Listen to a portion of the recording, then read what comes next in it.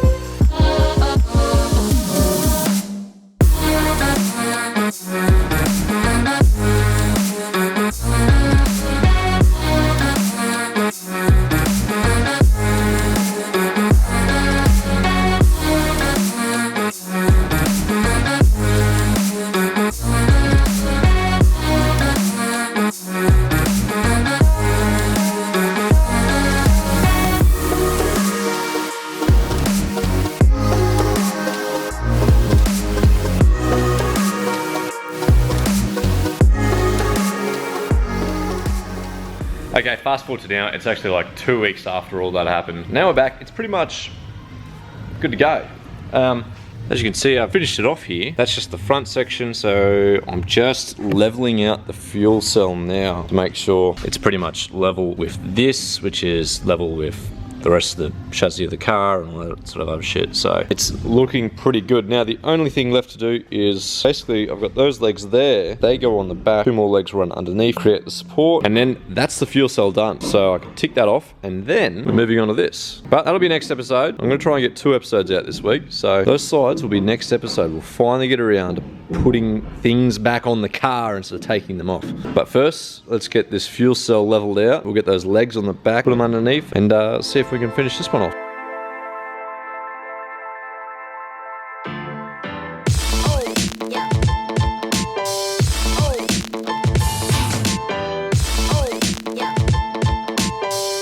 Alright, so I've just secured those legs in there. They were tacked in. I just had to make sure the cell was level to the rails that are running parallel with it. So that's all good now. And now I can start to do the back legs.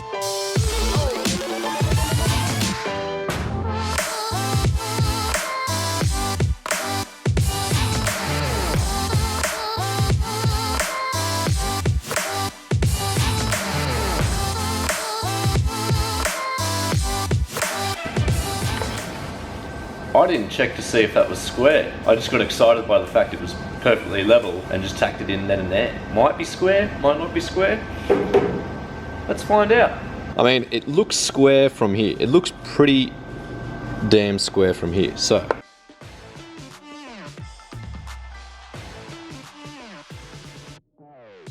5.7 at the front and 6.2 at the rear. No, it doesn't matter if it's not square, as long as it's good at this end.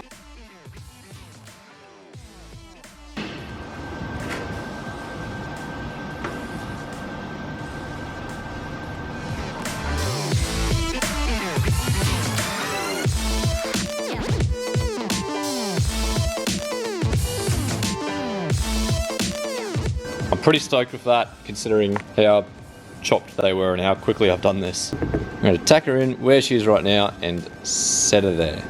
Alright, so that's pretty much done. I've just got that little support brace there for obvious reasons, so it doesn't move laterally. So I'm just going to complete welding all those in, going along the seams, making sure it is good to go. Now, so where this brace here is, I'm going to have sheet metal going from there up and then running along the front to act as a shield, obviously because you got road debris and all that sort of jazz. So there'll be like a sheet metal, and you'll see I've chamfered the fronts of those brackets there. So those have been chamfered, so when the sheet metal, it'll be running along the bottom here, come along, and it'll have a little chamfer there. It'll just look a little bit better. It won't be a 90-degree bend in the sheet metal as a shield. It'll have a little 45-degree, which will make it a little bit more structurally sound. It'll look a little bit better. And yes, of course, there will be dimpled eyes in the shield, which defeats the purpose of the shield, but makes it look cool, so yeah. So I'll weld all these up. I don't think I've got a piece of sheet that'll cover that whole section. I might do. I think that's all I've got left in terms of sheet metal. Bit there, bit there. None of that's actually big enough to do that. I might have to go buy some more sheet metal to do that, but for now, I'm happy with it as it is. It looks pretty cool. I'll get all these welded, primer it all up, and that'll be that. Alright, little intermission. Taking the XG to the scrapyard. Probably get some money for it. Maybe go get a coffee. Come back and finish the ute.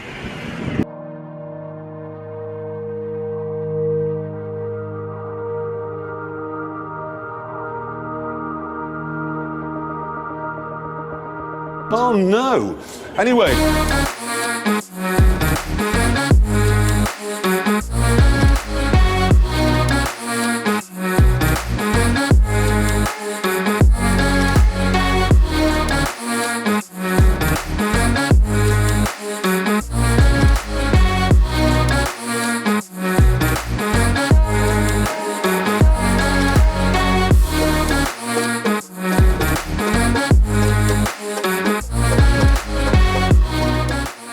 And we are done. It's all done. Look, fuel cell setup. The brackets for the fuel cell, I guess. But I just finished doing the last of the weld. Coated it in a bit of KBS prime just to stop it from flash rusting. And the next step is to get it on the hoist and do the welds underneath. I wasn't too game to lie on the ground and try and weld up. So we'll get it on one of these hoists. I think Ash's VL is going to the body shop next week. So maybe when I get back from work, put it on there. But I don't know, I might have the XC then. Yes, the XC arrives in 2 days. 2 more days. However, that's a Saturday and I have to wait 3 to 5 business days to be able to pick it up. So unless somehow it's the first one off the boat and they call me up Monday morning and say, come pick up your piece of shit, I think it'll have to wait until I'm back from work. So another week and a half from now. But the XC will finally be here. I can put the 2J in it and make noises with turbos. But for now, this is also cool. I mean, look, much better than a spare tyre holder that usually goes there. So pretty bloody happy with that. Also, I've got the diff in the frame. This is the diff out of the XG. It has disc brakes, and I've been told by the Falcon enthusiasts that these disc brakes will go into a 9-inch. So instead of getting super expensive Willwood rear end setup, I'm just going to put these discs. I'm going to refurb them a bit. I'm going to put them on the 9-inch. It's not like I need performance rear disc brakes on this either, because 4-pot Willwoods on the front is more than enough to stop this thing. It's enough to stop it at 900,000 horsepower, let alone 300 or whatever it's going to end up putting out. I'm calling it now. 371 horsepower at the wheels. I'm calling it. I'm going to come back to this video in months time, not even once it's registered, the second it's running. I'll take it to a dyno, I'll get it done just so I can see if I'm right. 370, did I say 372? Something like that. So that's a job. I've got to pull the brakes off of that thing, put them on the diff, but add it to the list. You know, where do I? It's not like I've got enough to do at the moment. So the cleaver has to go back together. I was actually planning to put the Cleveland together tomorrow. So that would be this week's second video, but I totally forgot to buy ARP rod bolts. It's the only thing I'm missing is a new set of rod bolts. So I might try a store tomorrow morning. If they have some or can get some, I'll do the engine tomorrow, which means the engine video will be out a couple of days after this one. But if not, it'll be the side. The side will finally be going back on this thing. This will finally have integrity, structural integrity. It'll look, there it is there. That's the side we cut off the XG. It can finally go back on this thing. And once the side is on, you know what that means. The side is on, the quarter panel goes on, the roof goes on. But yes, there we have it. The fuel cell brackets on an XA Falcon Ute. Actually, I haven't actually done the most important thing, which is put the fuel cell in it and see what it looks like there. So let's do that.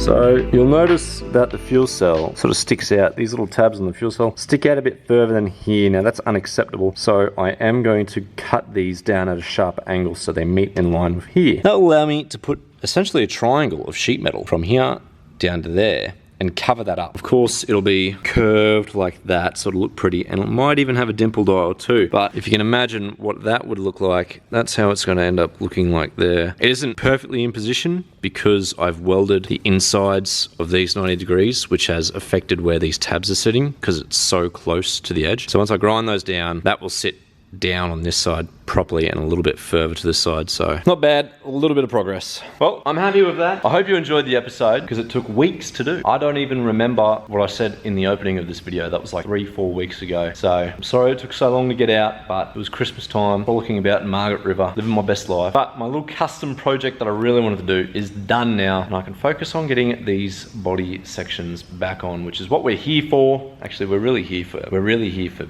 completing cars and actually, I don't know, maybe even driving a car on this channel. Wouldn't that be nice? If you learned something, give the video a like. Even if you didn't learn something, give the video a like. Please subscribe to the channel if you haven't already. And I will see you guys in a couple of days. Might be rebuilding the Clevo, might be putting the side panel back on. Who knows? It's going to be a surprise, and I'll see you guys then.